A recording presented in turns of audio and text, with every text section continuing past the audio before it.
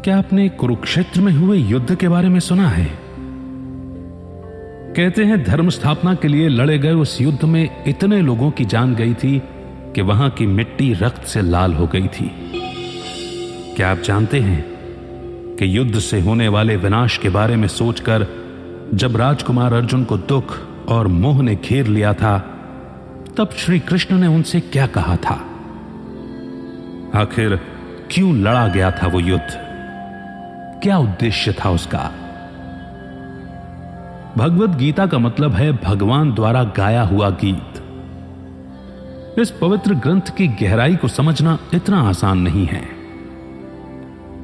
कई ज्ञानी कहते हैं कि भले ही यह युद्ध कुरुक्षेत्र की भूमि पर अस्त्र शस्त्र से लड़ा गया था, लेकिन इसमें दिए गए संदेश का मकसद हमें यह समझाना है कि हमारा मन भी कुरुक्षेत्र की तरह एक रणभूमि है, जहां लोभ, लालच, मोह, गुस्सा, वासना आदि कौरवों की तरह 100 अवगुण बसते हैं,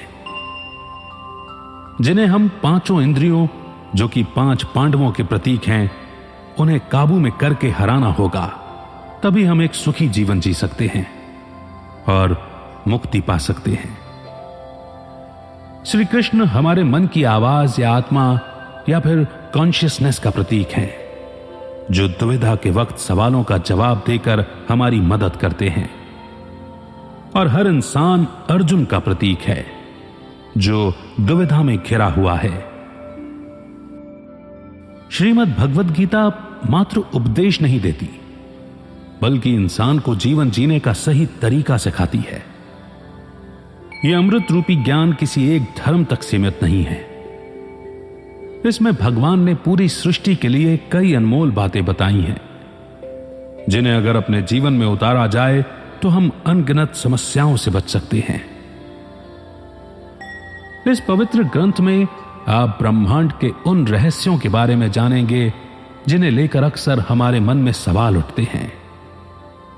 कुरुक्षेत्र युद्ध के दौरान भगवान ने जीवन से जुड़े कई अनसुलझे सवालों के जवाब दिए हैं। इस किताब के जरिए आप धर्म और आध्यात्म को एक अलग नजरिए से देखने लगेंगे। इसमें बताई गई बातें आज भी बिल्कुल सटीक बैठती हैं, क्योंकि इंसान का मन अब भी उन्हीं विकारों और दुविधाओं से जूझ रहा है, जैसे कई हजारों साल पहले जूझ रहा था। और इसका कारण है अज्ञानता। इसमें बताई गई बातें अज्ञानता को दूर कर मन में ज्ञान का दीपक जलाती हैं, जिससे इंसान सब कुछ साफ साफ समझने लगता है और उसका बेचैन मन शांत हो जाता है। इन बातों को आप अपने जीवन के हर पहलू में उतार कर परख सकते हैं। देखा जाए तो जीवन यात्रा एक समुद्र की तरह है, जिसमें हमें एक किनारे से दूसरे किनारे तक पहुंचना होता है। तूफान और लहरें वो चुनौतियां हैं जिनका सामना हमें इस सफर के दौरान करना पड़ता है। और ये पवित्र ग्रंथ, जो समय और काल चक्र से परे है, ये वो नाव है जो हमें सही रास्ता दिखाती है, निराशा और अंधकार में डूबने से बचाती है। तो आइए शुरू करते हैं श्रीमद् भगवद गीता का पहला अध्याय, विषाद योग।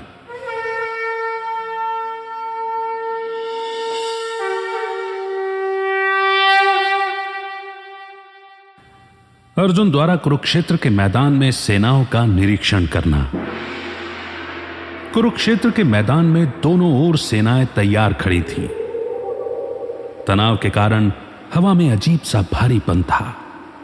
एक ओर थे 5 पांडव भाई, जिनकी सेना में कई शूरवीर शामिल थे। दूसरी ओर थे 100 कौरव भाई, जिनकी सेना कई महारथियों से सजी थी। और श्री कृष्ण की नारायणी सेना ने उनके बल को और भी बढ़ा दिया था। द्वारकाधीश श्री कृष्ण ने कसम खाई थी कि वे इस युद्ध में शस्त्र नहीं उठाएंगे। इसीलिए उन्होंने अर्जुन और दुर्योधन को उनमें और उनकी नारायणी सेना में से एक का चुनाव करने के लिए कहा। अर्जुन ने श्री कृष्ण को चुना, क्योंकि अर्जुन उनका परम सखा यानी कि मित्र था, इसीलिए उनका मार्गदर्शन करने के लिए श्री कृष्ण उनके सारथी बने। युद्ध शुरू होने का समय हो रहा था। पांडु पुत्र अर्जुन की नजर सामने खड़ी सेना की ओर गई। वहां उन्हें अपने भाई, उनके बच्चे, गुरुजन और भीष्म पितामह दिखाई दिए। यह युद्ध किसी आम युद्ध जैसा नहीं था, जहां दो राजा अपने वर्चस्व या राज्य के लिए लड़ रहे थे। यह युद्ध, जो धर्म युद्ध के नाम से जाना जाता है, एक ही परिवार के लोगों के बीच के संघर्ष की कहानी है, जिसका जन्म लालच और अहंकार के कारण हुआ था। दोनों पक्ष अपने दुश्मन को गौर से देख रहे थे। उन्हें हर ओर अपने दिखाई दे रहे थे। कहने को वो चचेरे भाई थे, लेकिन सत्ता के लालच में कौरवों की आंखों पर पर्दा पड़ गया था। धृतराष्ट्र और पांडु दो भाई थे। धृतराष्ट्र के 100 पुत्र थे, जिनमें दुर्योधन सबसे बड़ा था। उसमें अहंकार और लालच कूट कूट कर भरा था। कहते हैं कि वो इतना दुष्ट और अधर्मी था कि उसके जन्म के समय प्रकृति भी उदास हो गई थी। पांडु के 5 पुत्र थे। पांडव जो धर्म के रास्ते पर चलने वाले लोग थे।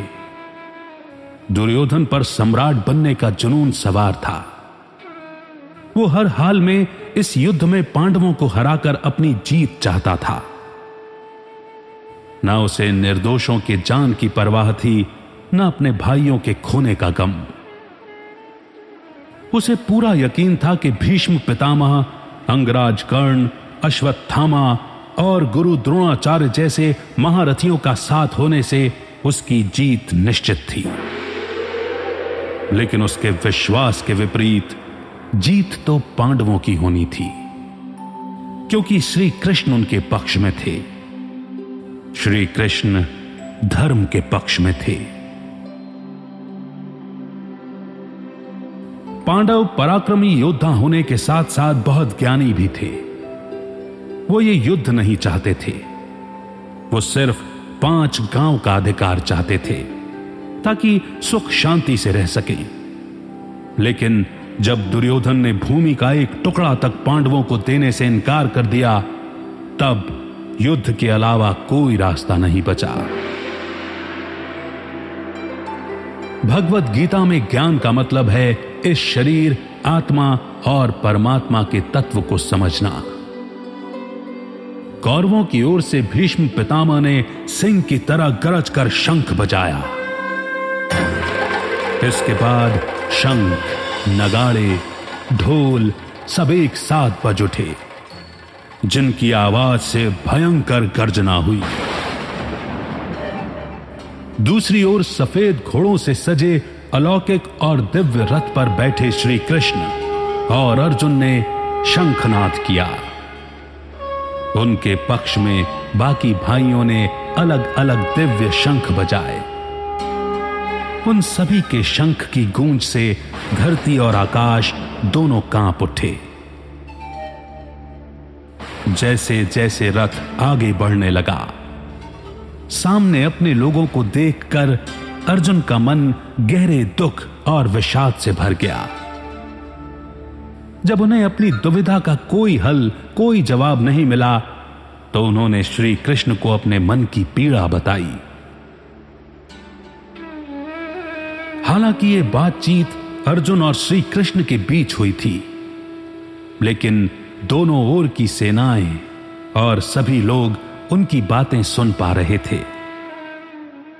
श्री कृष्ण ने उनके बेचैन मन को शांत करने के लिए हर सवाल का जवाब दिया। जैसा कि हमने आपको पहले बताया कि गीता के इतने वर्जन्स हैं कि उनमें अलग अलग बातें पढ़ने और सुनने को मिलती हैं। हमारी दृढ़ मान्यताओं के अनुसार इस बातचीत के दौरान श्री कृष्ण ने समय को रोक दिया था और गीता का यह दिव्य संवाद श्री कृष्ण और अर्जुन के बीच में ही हुआ था। वहीं धृतराष्ट्र के सारथी संजय को महर्षि व्यास ने दिव्य दृष्टि प्रदान की थी, जिसके चलते वे हस्तिनापुर से कुरुक्षेत्र में हो रही घटनाओं को देख सकते थे, सुन सकते थे, और उन्होंने श्री कृष्ण और अर्जुन के बीच में हो रहे इस संवाद और युद्ध का आंखों देखा हाल धृतराष्ट्र को सुनाया। हम में से बहुत लोग ये भी जानते हैं कि महाभारत साक्षात्कार के द्वारा लिखी गई। महर्षि वेदव्यास साक्षात्कार करना और उसे लिखना एक साथ नहीं कर सकते थे, तो उन्होंने श्री गणेश जी की मदद ली थी, और श्री गणेश जी इसी बात पर राजी हुए थे कि जब तक महर्षि वेदव्यास बोलते रहेंगे वे लिखते रहेंगे। ज्यों ही महर्षि वेदव्यास पॉज लेंगे या विराम लेंगे, श्री गणेश जी लिखना छोड़ देंगे। बहरहाल अर्जुन के बेचैन मन को शांत करने के लिए श्री कृष्ण ने उनके हर सवाल का जवाब दिया, और तब ये महान ग्रंथ अस्तित्व में आया।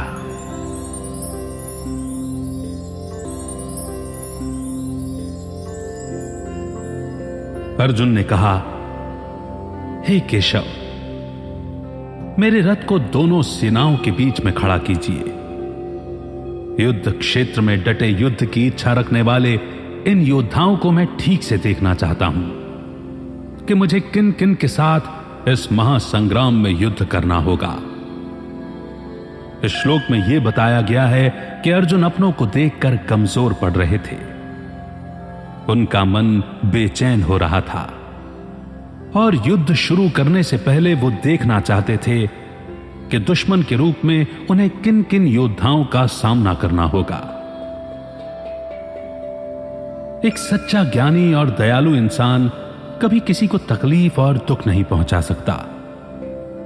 अर्जुन एक महान योद्धा होने के साथ साथ बहुत ज्ञानी भी थे।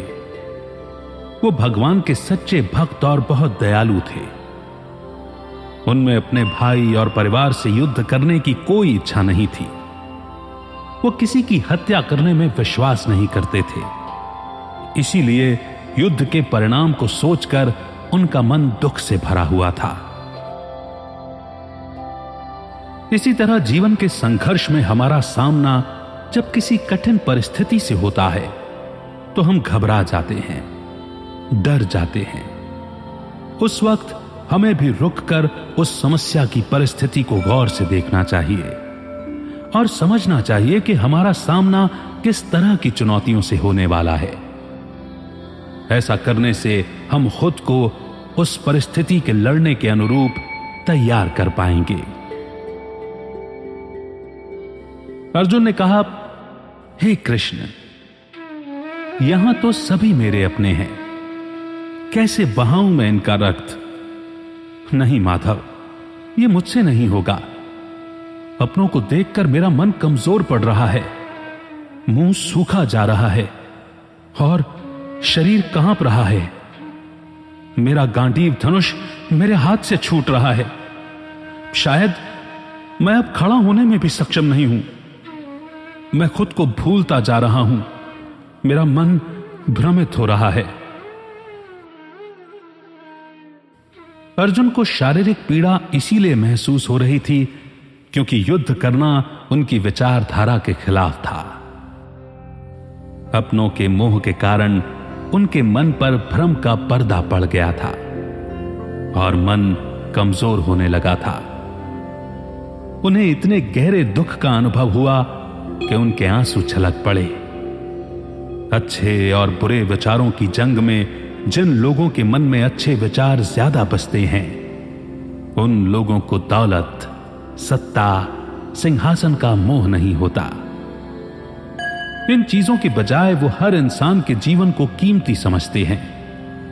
यहां उनके शारीरिक लक्षण उनकी कमजोरी को नहीं, बल्कि उनके दिल की कोमलता और दया को दिखाते हैं।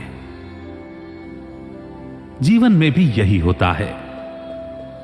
जब हमारे मन के विपरीत कुछ होता है तो उसे स्वीकार करना बहुत मुश्किल लगने लगता है।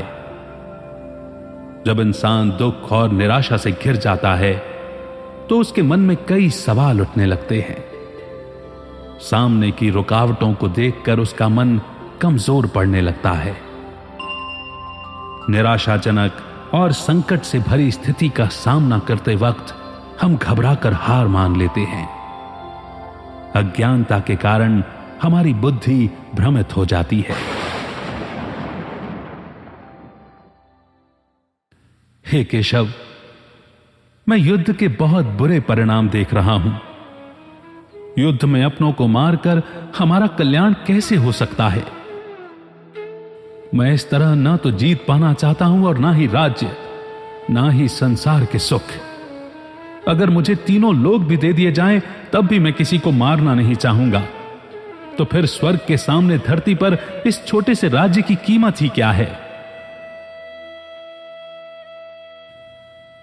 अर्जुन के मन में रह रहकर यह ख्याल आ रहा था कि इस युद्ध से मैं क्या पाऊंगा और क्या खो दूंगा।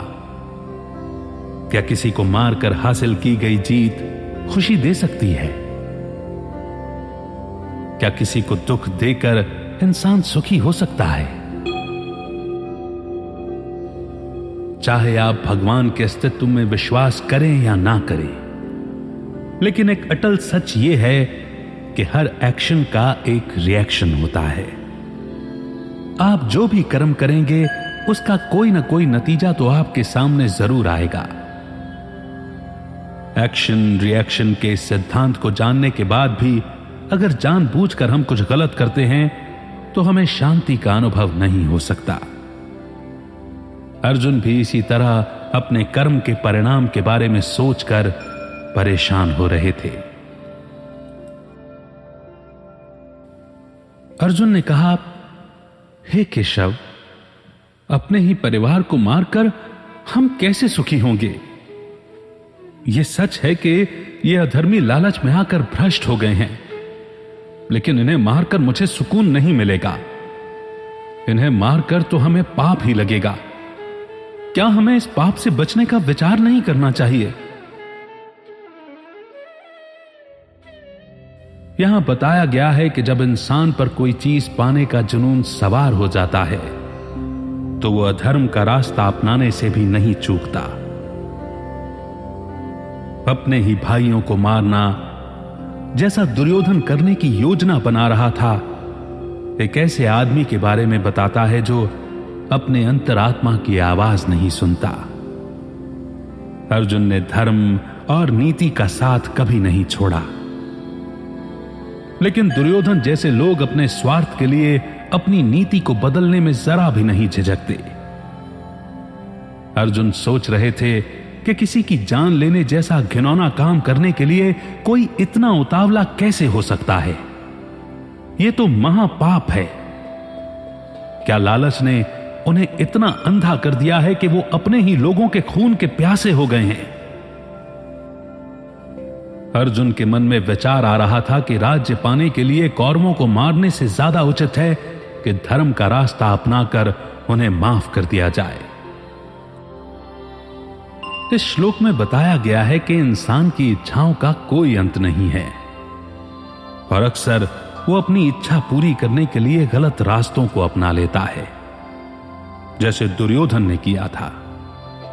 इसीलिए हमें अपनी इच्छाओं और भावनाओं को काबू में रखने की जरूरत है, नहीं तो इसके परिणाम भयानक हो सकते हैं। इस शरीर को सुख देने के लिए किसी के साथ बुरा करना ठीक नहीं है। हे माधव, कुल के नाश से धर्म नष्ट होगा, जिससे पाप बढ़ेगा और आने वाली पीढ़ी भी बर्बाद हो जाएगी। जिसका धर्म नष्ट हो जाता है वो पाप का भागीदार बनता है। हम लोग बुद्धिमान होकर भी लोभ और सुख के लिए अपनों को मारने पर आतुर हैं। इससे बेहतर तो यह होगा कि मैं अपने हथियार डाल दूं और धृतराष्ट्र के पुत्र मुझे मार दें।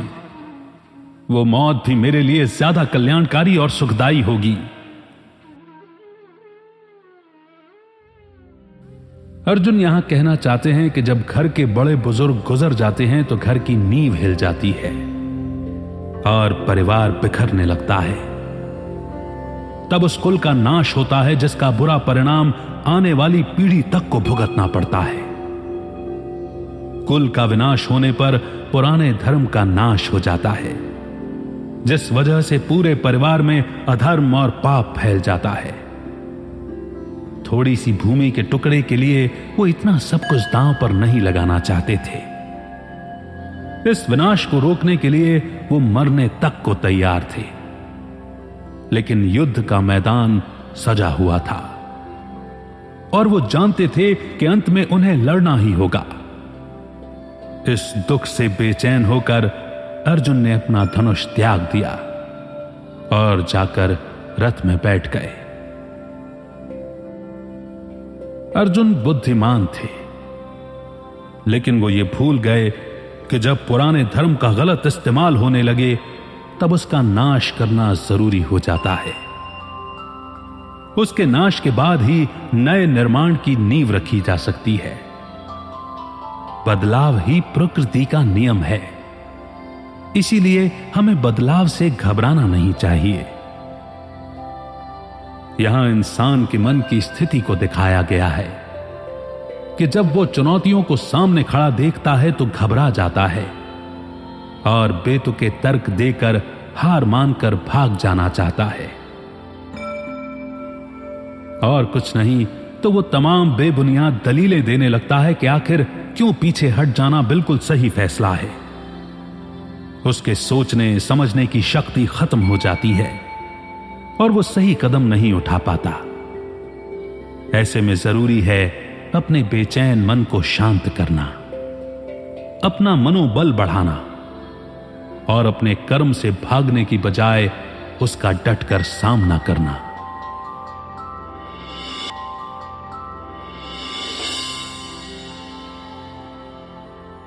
तो यहां पर श्रीमद् भगवत गीता का पहला अध्याय समाप्त होता है। गीता का हर अध्याय हमें कुछ न कुछ सिखाता है। असल में यह हमारे मन की भूमि को जीवन की रणभूमि के साथ जोड़ने का काम करता है। यहां अर्जुन के माध्यम से हर इंसान की दुविधा और मन की स्थिति को दिखाया गया है कि जीवन संघर्ष में जब उसका सामना किसी चुनौती से होता है तो व्यक्ति का मन कैसे सवालों से घिर जाता है और वो अलग अलग बहाने बनाकर उससे भागने की कोशिश करता है। जब हमारा सामना किसी चुनौती से होता है तो हमारे मन में कई सवाल उठते हैं। ये सवाल चिंता और डर को जन्म देते हैं जो हमारे मन को कमजोर करने लगते हैं। इससे बचने का सिर्फ एक उपाय है और वो है नॉलेज और इंफॉर्मेशन हासिल करना। ज्ञान हमारे सवालों का जवाब देता है और जवाब मिलने के बाद ही मन शांत होता है और एक शांत मन साफ साफ स्पष्ट रूप से सोच सकता है और सही फैसला ले सकता है। जीवन का युद्ध तभी जीता जा सकता है जब हमारे अंदर ज्ञान हो। उसके बाद कोई चुनौती कितनी भी बड़ी और मुश्किल क्यों ना हो, ज्ञान के द्वारा विचार साफ हो जाते हैं और हम जान जाते हैं कि क्या करना है और कौन सा कदम उठाना है। गीता के पहले अध्याय का संदेश है, इस संसार में सभी दुख और तकलीफों का मूल कारण है संघर्ष का सामना न कर पाने की हमारी कमजोरी। आपके सामने जो भी चुनौती है उसे गौर से समझने की कोशिश करें, तभी आप खुद को उसका सामना करने के लिए तैयार कर पाएंगे। हमारी मन भूमि में पॉजिटिव और नेगेटिव विचारों के बीच एक लगातार संघर्ष चलता रहता है, जिसमें आपको नेगेटिव विचारों को खुद पर हावी नहीं होने देना है। जब भी जीवन की समस्याओं को देखकर आपका मन कमजोर पड़ने लगे, खुद का मनोबल बढ़ाएं और मुश्किलों का डटकर सामना करें। बहाने बनाकर उससे भागने की कोशिश न करें, बल्कि पूरी शिद्दत के साथ अपना कर्म करें। एक बात हमेशा याद रखें कि कोई एक्शन न लेना भी एक तरह का एक्शन होता है और उसका रिएक्शन भी आपके सामने जरूर आएगा। इसीलिए सोच समझकर लिए गए एक्शन से कामयाबी मिलने की ज्यादा उम्मीद होती है। आपको अपने मन की कमजोरी का त्याग करना है, अपने कर्म का नहीं। तो इस प्रकार श्रीमद् भगवद गीता का यह प्रथम अध्याय, फर्स्ट चैप्टर, यहीं पर समाप्त होता है।